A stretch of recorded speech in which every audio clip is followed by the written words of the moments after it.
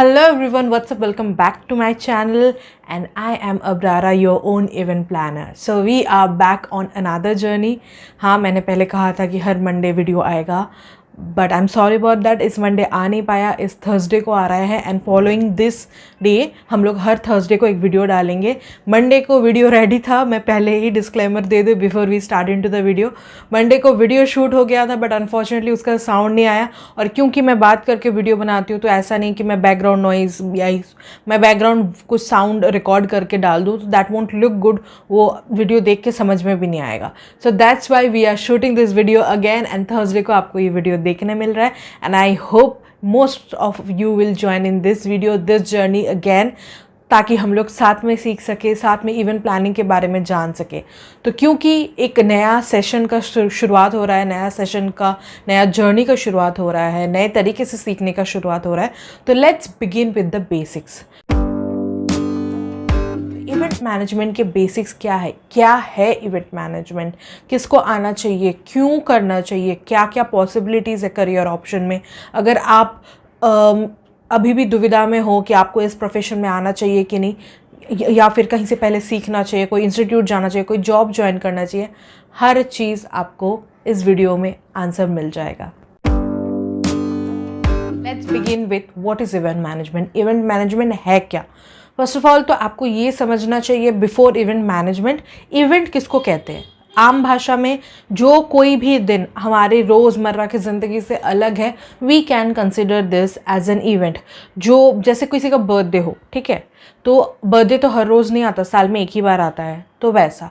Anniversary हो या फिर कोई कॉलेज फेस्ट हो, तो आपका कॉलेज फ्रेशर्स इवेंट हो रहा है सपोज़, तो फ्रेशर्स इवेंट तो आप हर दिन नहीं कर रहे हो या फिर हर महीने नहीं कर रहे हो, साल में एक बार नए बैच के लोगों को वेलकम करने के लिए फ्रेशर्स पार्टी या फ्रेशर्स इवेंट जो भी होता है वो हो रहा है. सो दो स्पेशल डे जैसे अभी हो रहा है, अभी महाकुंभ चल रहा है, सो महाकुंभ इज़ एन इवेंट. हर महाकुंभ तो ये वाला तो 144 ईयर्स के बाद आ रहा है आई थिंक, जहाँ तक मुझे नॉलेज है. और पूर्ण कुंभ जो प्रॉपर पूरा कुंभ होता है वो हर 12 साल में आता है, फिर हर 6 साल में अर्ध कुंभ एंड 4 साल में आई थिंक एक और वैरायटी ऑफ कुंभ होता है, एक और टाइप काइंड ऑफ कुंभ होता है.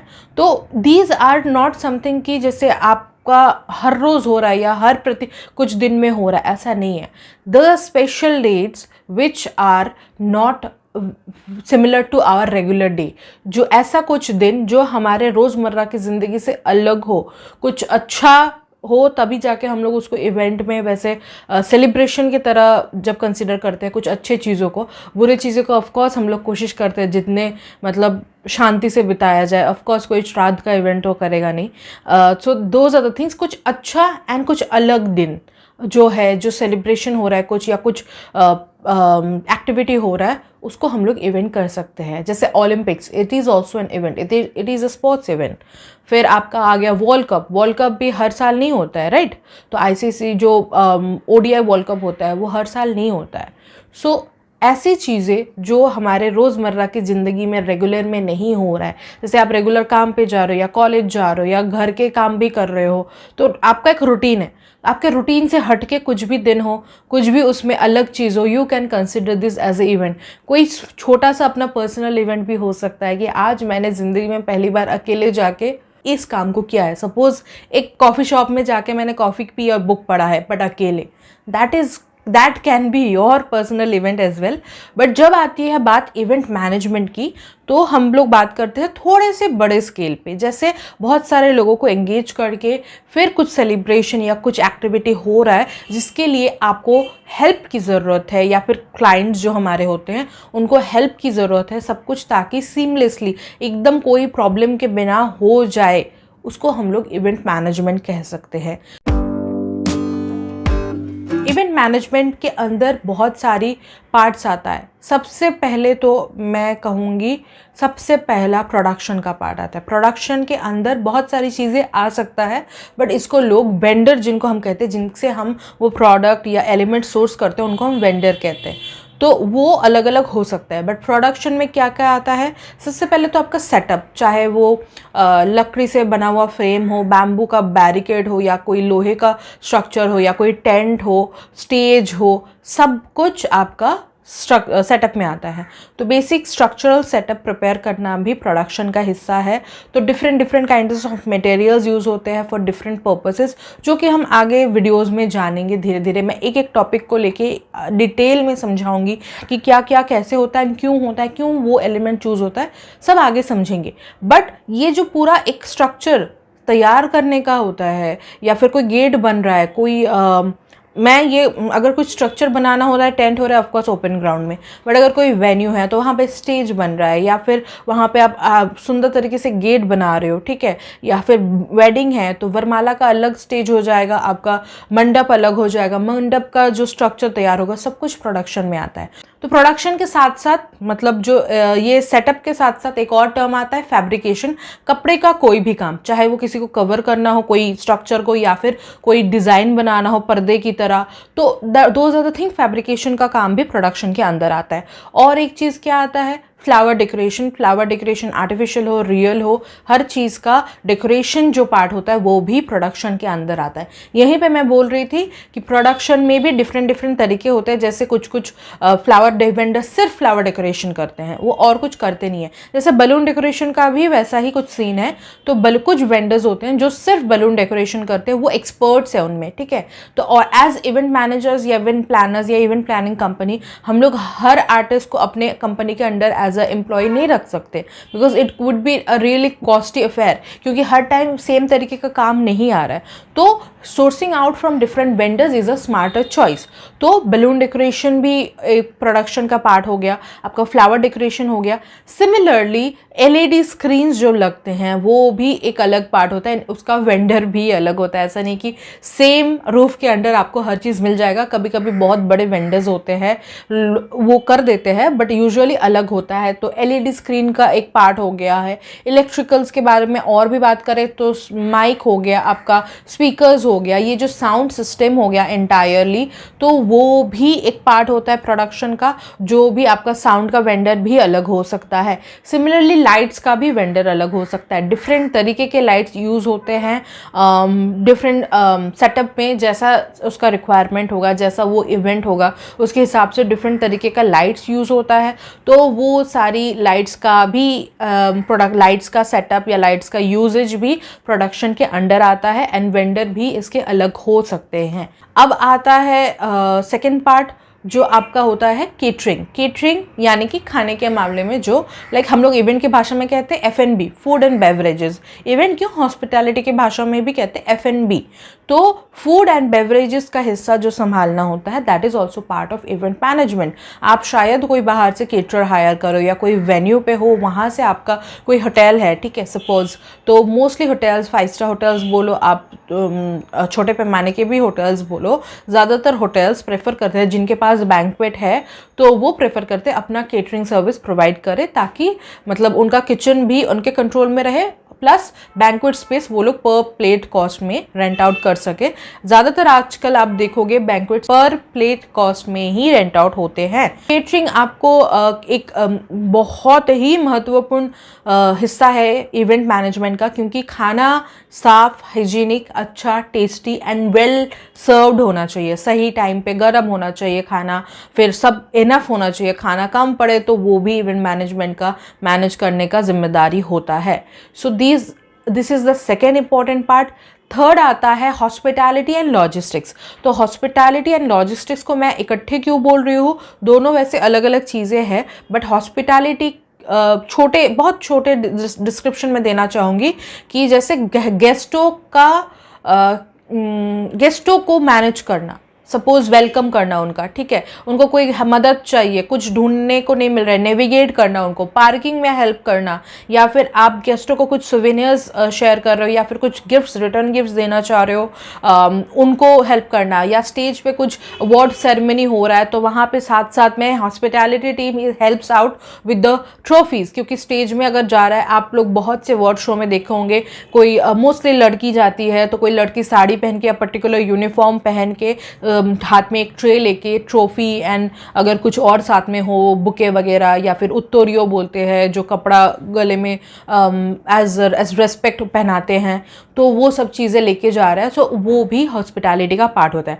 हॉस्पिटैलिटी का एक और पार्ट भी मैं समझा दूँ, जैसे अगर वेडिंग इवेंट है, फैमिली इवेंट्स है, या फिर कहीं पे आप जाके कोई होटल में आप अपने मेहमानों को, गेस्टों को रख रहे हो, आपके क्लाइंट के गेस्टों को रख रहे हो, तो उनका जो होटल में रहना वो कंफर्टेबल रहे। होटल का भी जिम्मेदारी है, साथ साथ आपका भी जिम्मेदारी है कि होटल में अगर कोई गेस्ट रह रहा है तो उनका चेक इन स्मूथ हो, चेकआउट स्मूथ हो, उनके होटल के रूम में कोई दिक्कत हो रहा है तो होटल वालों के साथ, होटल मैनेजमेंट के साथ बात करके उसको सॉल्व करना। These are also part of hospitality. साथ साथ में रिलेट हो जाता है लॉजिस्टिक्स। ट्रांसपोर्टेशन का दूसरा नाम है लॉजिस्टिक्स। तो अगर कहीं पे कोई गाड़ी, कोई वैनिटी वैन, या फिर एयरपोर्ट से किसी गेस्ट को पिकअप करना है, किसी को रेलवे स्टेशन से पिक करना है, या फिर इन बिटवीन टू वेन्यूज़, घर से वेन्यू जाना है, तो ये सब का जो ट्रांसपोर्टेशन का जिम्मेदारी होता है वो होता है लॉजिस्टिक्स टीम्स के ऊपर। वो भी इवेंट मैनेजमेंट के अंडर में आता है। अब हम बात करते हैं अगला point, which is photography and videography. Most of the event में आपको ये क्लाइंट चाहेगा ऑफकोर्स कि अच्छा फोटोज़, वीडियोग्राफी ना ही सही बट अच्छा फोटोज़ खींचा जाए। तो ये ऑफकोर्स आपके टीम से नहीं करेंगे, बट आप आउटसोर्स करोगे, आप फोटोग्राफर हायर करोगे, तो उनको मैनेज करना, उनके साइड से फिर क्लाइंट को फाइनली डिलीवरेबल्स दे देना, सब कुछ एडिट कर आके, तो वो भी इवेंट मैनेजमेंट का हिस्सा है। और एक इम्पॉर्टेंट पार्ट है इवेंट मैनेजमेंट का, विच इज़ आर्टिस्ट मैनेजमेंट। बहुत से इवेंट्स में लोग प्रेफर करते हैं कोई सिंगर या कोई एक्टर, कोई डांसर, किसी आर्टिस्ट को बुलाए जो सेलिब्रिटी आर्टिस्ट हो, जिनका फेस वैल्यू एक है। काफ़ी बार होता है कॉलेज फंक्शंस में या ऐसे कॉर्पोरेट फंक्शंस में म्यूजिशियंस, आर्टिस्ट, सिंगर्स को बुलाए जाते हैं, या फिर कोई परकशनिस्ट को बुलाया जाता है। आपका आर्टिस्ट मैनेजमेंट में ये भी आता है, जैसे कोई कैरेक्टर्स आपको इवेंट में चाहिए, सपोज कोई पार्टी है या कोई स्पोर्ट्स इवेंट है, आपको मैस्कॉट चाहिए, ठीक है, तो वो सब भी अरेंज करना आर्टिस्ट मैनेजमेंट के अंदर आता है। यस, लोग नहीं समझेंगे, even mehndi artist, makeup artist, ये भी आर्टिस्ट मैनेजमेंट के अंदर आता है। लोग सिर्फ समझते हैं सेलिब्रिटी आर्टिस्ट को बुलाना, नहीं, बट ये भी आर्टिस्ट मैनेजमेंट के अंदर आता है। If you are doing a wedding, if you are organizing a wedding, of course आपको मेहंदी आर्टिस्ट, मेकअप आर्टिस्ट की ज़रूरत पड़ेगी, कभी कभी ड्रेपिंग आर्टिस्ट की भी ज़रूरत पड़ेगी, and they are artist because they have mastered that art. हम और आप हमेशा नहीं कर पाएंगे सुंदर तरीके से, शायद थोड़े बहुत मेहंदी लगा ले, बट जो आर्टिस्ट फटाफट जितना जल्दी और जितना बारीक से काम कर सकता है वो तो हम नहीं कर पाएंगे, राइट। तो ये they are also artist and we should all give them enough respect. तो इन चीज़ों को, इन आर्टिस्टों को मैनेज करना, उनका आना जाना, रहना, खाना पीना, जैसे इवेंट के हिसाब से ज़रूरत होगा, सब कुछ मैनेज करना आर्टिस्ट मैनेजमेंट डिपार्टमेंट का हिस्सा होता है। ये सारा सब कुछ जो मेन एकदम फोकस चीज़ें हैं इवेंट मैनेजमेंट के अंडर में आता है, वो मैंने बताया। अब अगर आप बात करो कि करियर का, कि करियर में अगर करना है तो सीधा इवेंट मैनेजर के तौर पे काम करना है, या फिर जॉब करनी है, कंपनी करना है, क्या करना है, बहुत सारे ऑप्शंस हैं। फर्स्ट ऑफ ऑल, आप जॉब करोगे या बिजनेस करोगे वो डिपेंड करेगा आपके एक्सपीरियंस एंड फाइनेंशियल एबिलिटी के ऊपर। मैं हर ये जो कैटेगरी मैंने बताया सबके रिलेटेड मैं बता दूंगी डिटेल में कि क्या क्या पॉसिबिलिटीज़ है। अगर आप सिर्फ इवेंट मैनेजर बनना चाहते हो कि हाँ ठीक है, मुझे इतना सारा अलग अलग सब कुछ इकट्ठे करना है, मुझे अलग अलग नहीं करना है, of course you can do it, but for that I must suggest कि आप पहले तो अपना नॉलेज गेन करो, उसके बाद कोई जॉब करो। जॉब करके उसके बाद थोड़ा एक्सपीरियंस गेन होगा, आप कम टाइम के लिए जॉब कर सकते हो, not an issue, 1 year is also enough. अगर आप कोई अच्छा कंपनी में जॉब करो जहाँ पे डिफरेंट टाइप के इवेंट्स हो रहे हैं तो आपको बहुत कुछ सीखने मिलेगा। If you want you can do it for longer years. उसके बाद आप अगर अपना इवेंट कंपनी करो, I think that would be better because you will have some in hand experiences, so that आप अगर अपने काम कर रहे हो तो गलतियाँ कम हो, क्योंकि देखो गलतियाँ कहीं ना कहीं होगा, कुछ ना कुछ छूटेगा ही शुरुआती तौर पे। इवन बहुत बड़े कंपनियों का भी मैंने बहुत गलतियां होते देखा है। सो क्योंकि शायद जो मेन इंसान है उनको पता है, बट जो सबऑर्डिनेट्स है वो काम करे वो मिस कर गए, गलतियां हो सकती है। तो गलतियां कम हो इसलिए थोड़ा सा खुद का एक्सपीरियंस करना भी ज़रूरी होता है।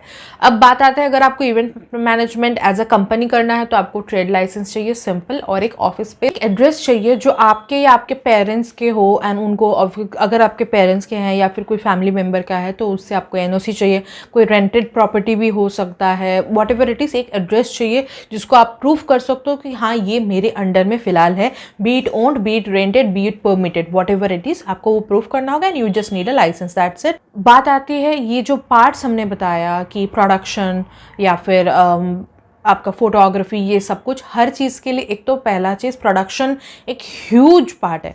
उसके आप डिफरेंट जैसे फ्लावर डेकोरेशन, बलून डेकोरेशन भी करो तो आपको थोड़ा बहुत इन्वेंट्री की ज़रूरत पड़ेगा, थोड़ा बहुत कैपिटल की ज़रूरत पड़ेगा। और अगर आप साउंड लाइट का भी करो तो उसके तो बहुत ज़्यादा कैपिटल की ज़रूरत पड़ेगा। आप छोटे छोटे थोड़ा थोड़ा करके अपना बिजनेस बढ़ा सकते हो ऑफकोर्स, फिर भी कुछ लाख रुपए का कैपिटल का ज़रूरत पड़ेगा अगर आप साउंड या लाइट का अपना बिजनेस चालू करना चाहो इवेंट के लिए, जो रेंट करके आप प्रॉफिट करोगे। फ्लावर एंड बैलून डेकोरेशन में उतना ज़्यादा नहीं लगता, बट फिर भी थोड़ा कैपिटल लगता है। इवेंट मैनेजमेंट कंपनी के लिए सिर्फ आपको एक मतलब नॉलेज थोड़ा बहुत मार्केटिंग का, एडवर्टाइजिंग का, और साथ साथ में सोशल मीडिया पे एड्स रन करने का कैपिटल चाहिए, और उसका थोड़ा नॉलेज भी चाहिए। अगर आप खुद से नहीं कर सकते हो then you have to hire digital marketing company, outsource करना बेहतर रहेगा, क्योंकि अगर आप किसी इंसान को हायर करोगे तो उनकी सैलरी ज़्यादा होगी आउटसोर्स करने से, तो आउटसोर्स कर सकते हो। That is the basic. Event management company खोलने के लिए बहुत ज़्यादा पैसों की ज़रूरत नहीं होती है। Motivation, clarity of work and your passion, those are all the things that you need. अब बात आते हैं कि फोटोग्राफी एंड वीडियोग्राफी का। उसके लिए ऑफ कोर्स अगर आप खुद स्किल्ड हो, फोटोग्राफी आपको आता है एंड अच्छा कैमरे की भी ज़रूरत पड़ेगा, बट आई वुड सजेस्ट कि अगर वीडियोग्राफी में घुस रहे हो आप तो ऑफकोर्स आपको असिस्टेंस की ज़रूरत पड़ेगा, बिकॉज वीडियोग्राफी अकेले नहीं हो सकता। You need someone to hold the light, you need someone to clean the like frame, तो वो सब थोड़ा बहुत टीम, ये इट्स अ टीम वर्क, अकेले नहीं हो सकता। अगर आप टीम के साथ, दोस्तों के साथ कर सकते हो जो सारे सेम चीज़ में स्किल्ड है and you have the apparatus, या फिर आप खरीद सकते हो, you have the finances, then you can do. Logistics के लिए आपके पास खुद कार रेंट करने के लिए नहीं होना चाहिए, आपको कॉन्टैक्ट्स होने चाहिए, आपके पास मैन पावर काफ़ी ज़्यादा कॉन्टैक्ट में होना चाहिए। फ्रीलांसर्स के साथ आप काम कर सकते हो। लॉजिस्टिक्स इज़ ऑल्सो समथिंग जिसमें आपको बहुत ज़्यादा इन्वेस्टमेंट, ऐसे कुछ खास ज़रूरत नहीं होता है, लाइसेंस ज़रूरत होता है एंड मार्केटिंग का बजट ज़रूरत होता है, दैट्स इट। आपको उसके लिए क्लैरिटी होना बहुत ज़रूरत है, क्योंकि लॉजिस्टिक्स जो संभालेगा उसका कम्युनिकेशन बहुत अच्छा होना चाहिए, क्योंकि लोगों को आप बात कर, वैसे भी हम इवेंट प्लानर्स की कम्युनिकेशन स्किल्स अच्छा होना चाहिए, नहीं तो फिर लोग ना मतलब like we need to convey our message, what we are thinking, what we are planning to do, या फिर what we are doing with their money, तो वो उनको क्लैरिटी देना बहुत ज़रूरी होता है। लॉजिस्टिक्स की जब बात आती है तो यू हैव टू से कि भाई मतलब लिटरली नंबर्स याद रखने होते हैं, टाइमिंग याद रखना होता है, बहुत सारी चीज़ें करनी होती है, तो वो आपको कम्युनिकेशन आपका अच्छा जितना रहेगा उतना ही बेहतर है। केटरिंग का मैं कहूँगी, केटरिंग का अगर आपके पास शेफ़ है या फिर अगर आपके पास अच्छा कुक है तभी आप जाओ, otherwise risking, that could be a risking affair if you don't have a good chef जो आपको पता है कि वो, एंड वो एक शेफ़ से नहीं होता है, आपको हेल्पिंग हैंड्स की ज़रूरत होगा, एक हेड शेफ़ ऑफकोर्स होगा। It's more like running a restaurant, but आपको और मेड टू ऑर्डर करना पड़ेगा इवेंट के हिसाब से। So these are the things that you can do. आप चाहो हर चीज़ में, आप चाहो तो जॉब कर सकते हो, आप चाहो तो बिजनेस कर सकते हो। मैं सजेस्ट करूँगी कोई भी ये पार्ट्स में या ओवरऑल इवेंट मैनेजमेंट में अगर आप काम करना चाहते हो, खुद का बिजनेस करना चाहते हो, सबसे पहले तो आप जॉब करो, क्योंकि अगर गलतियाँ होगी तो आपके ऊपर सिखाने को कोई होगा कि हाँ भाई ये ऐसा होता है। डांट पड़ेगी, कभी कभार डांट पड़ेगी, कभी कभार ज़्यादा गलतियाँ हो जाएंगी, पर आपको सीखने को मौका मिलेगा। और जब आप खुद का काम करोगे तो वो ही एक्सपीरियंसेस काम आएंगे। Moving on to the next part of this video कि किन लोगों को इवेंट मैनेजमेंट इंडस्ट्री में आना चाहिए, किस किस को, मतलब कौन, who are the people who are eligible for this profession. I am really sorry अगर आपको ये ऑफेंसिव लगे, बट हर किसी का बस का नहीं है इवेंट मैनेजमेंट, हर किसी का बस का नहीं है। फर्स्ट ऑफ ऑल आपको कम्युनिकेशंस में अच्छा होना चाहिए।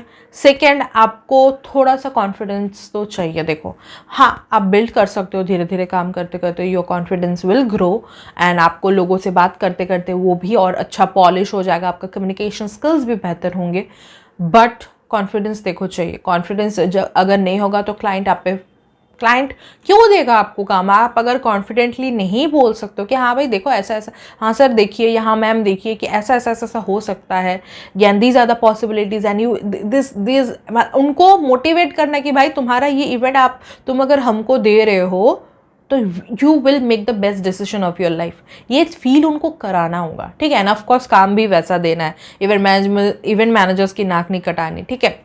तो अगर आप कम्युनिकेशंस में अगर अच्छे नहीं हो बट काम करना चाह रहे हो, वर्क ऑन इट। आप ऑफ कोर्स ये चीज़ें डेवलप कर सकते हो, कॉन्फिडेंस, कम्युनिकेशंस, अपना थोड़ा सा ग्रूमिंग, बेसिक्स। मैं नहीं कहती कि बहुत एकदम फाइन दिखना होगा, नहीं, ज़रूरत नहीं है, बट बेसिक ग्रूमिंग कि लोग आपको देख के ग्रोस आउट ना हो जाए, आपके नेल्स नीट एंड क्लीन हो, चाहे वो लड़कियों के ऐसे आजकल क्या बोलते हैं फेक नेल्स लगाते हैं, that's fine, but fake nails बहुत लंबे ना हो, एक डिसेंट साइज़ के हों, अगर फेक नेल्स ना हो और भी बेहतर है, बाल अच्छे से टाइडी अप हो, अच्छे से कोम्ड हो, ये सब बेसिक चीज़ें आपको खुद के अंदर लाना होगा। एक डिसिप्लिन थोड़ा बहुत लाना होगा, बहुत स्ट्रिक्ट नहीं बट थोड़ा बहुत लाना होगा। और एक चीज़, आपका जब काम होगा, जब काम नहीं है दैट इज़ डिफरेंट, आप अपना शेड्यूल फॉलो कर सकते हो, बट सीज़न में जब काम होता है, ये पूजा के बाद से, नवरात्रि के बाद से जो मेनली वेडिंग सीज़न आता है, वेडिंग सीज़न के साथ साथ इस सीज़न में बहुत कॉर्पोरेट इवेंट्स भी होते हैं, ईयर एंडिंग होता है, या फिर मार्च अप्रैल के बाद जो फाइनेंशियल ईयर एंडिंग होता है उसके बाद भी बहुत से कॉर्पोरेट इवेंट्स होते हैं, या फिर बहुत से सेलिब्रेशन लाइक होली पार्टीज़ होता है, त्यौहार स्पेसिफिक इवेंट्स होते हैं, कई जगह पे नवरात्रि का इवेंट्स होता है। तो ऐसे सब सीज़न या फिर काम के दौरान ना नींद बहुत कम होती है, ये एक चीज़ आप जान लो, क्योंकि काफ़ी बार ऐसा भी हो सकता है 2 दिन लगातार आपको बिना सोए काम करना पड़े। यस, दोज आर पॉसिबिलिटीज़, मैं डरा नहीं रही हूँ, बट दोज आर पॉसिबिलिटीज़, क्योंकि जब आप रिस्पॉन्सिबल बिहेव करते हो, आप अपना एक रिस्पॉन्सिबिलिटी लेके उसको सही तरीके से एग्जीक्यूट करते हो, तो ऑफकोर्स सोने का मौका नहीं मिलता, क्योंकि सोने के लिए इंसान को दिमाग में शांति होना चाहिए, तब जाके वो सो पाएगा, या फिर बहुत ज़्यादा थक के चूर होना चाहिए, तब जाके वो सो पाएगा।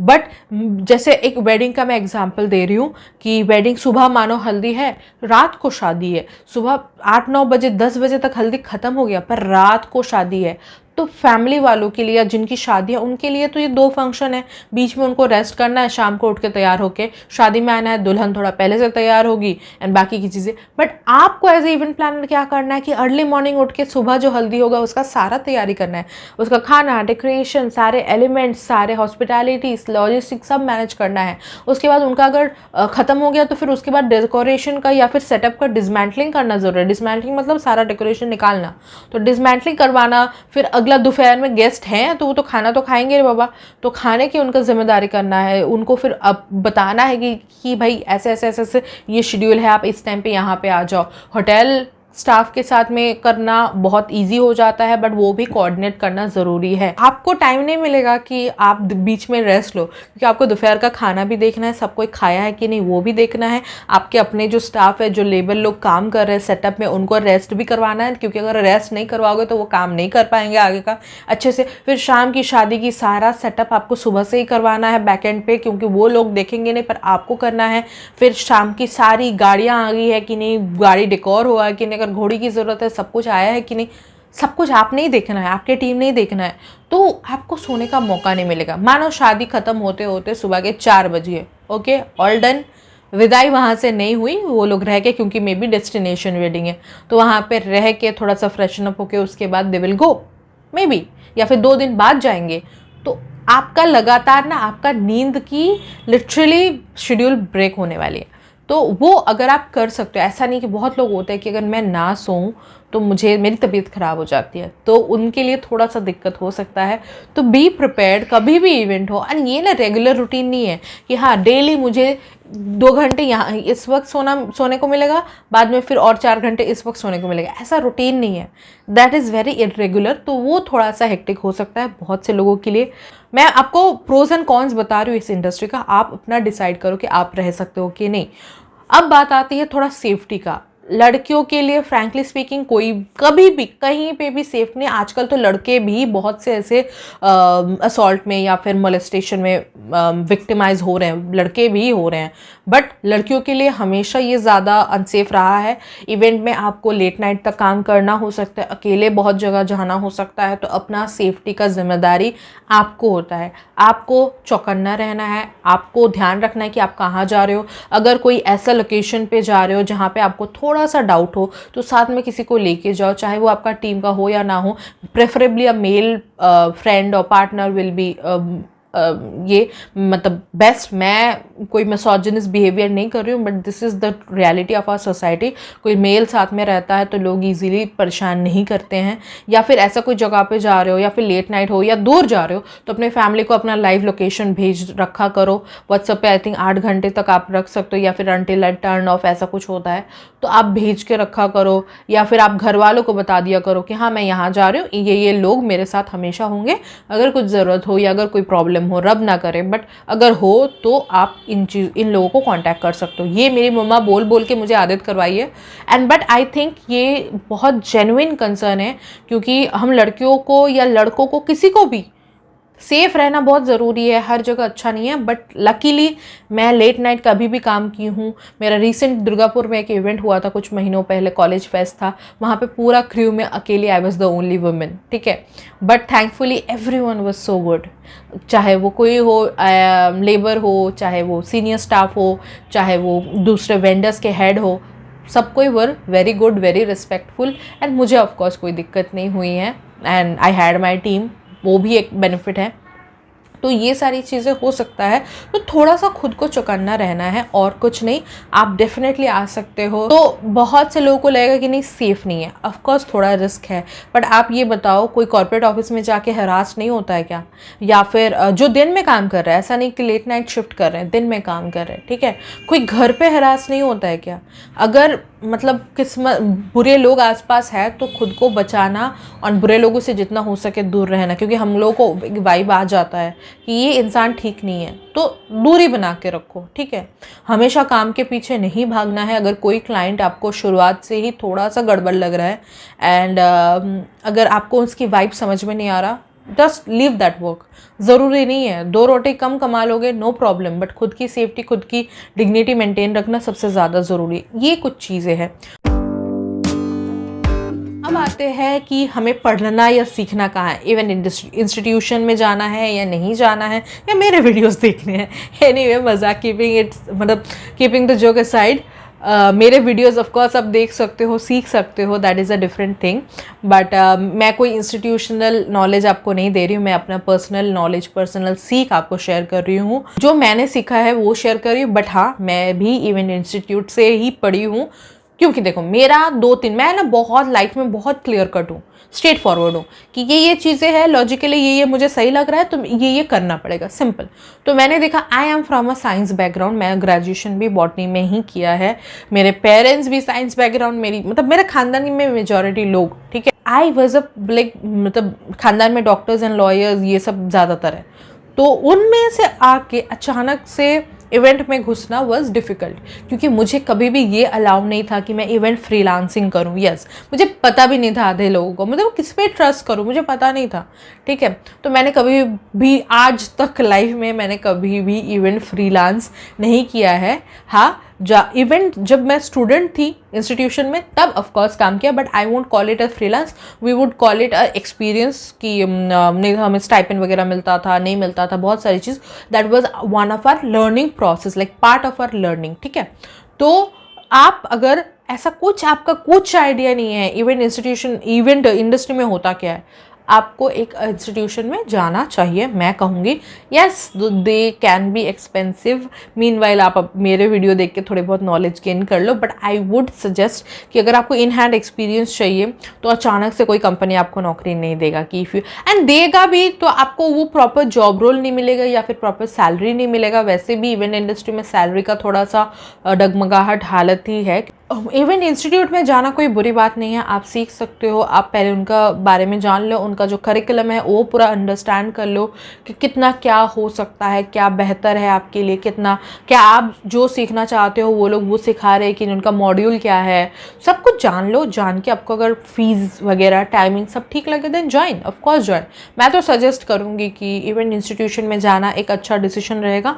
बट हाँ, अगर आप पहले से ही इवेंट फ्रीलांसिंग करते हो एंड आपके पास थोड़े बहुत एक्सपीरियंसेस है, कभी कभी सर्टिफिकेट्स भी मिल जाते हैं, तो वो सब कुछ अगर है तो देन आई वुड सजेस्ट कि आप जॉब की कोशिश करो, पार्ट टाइम हो फुल टाइम हो, कोशिश करो।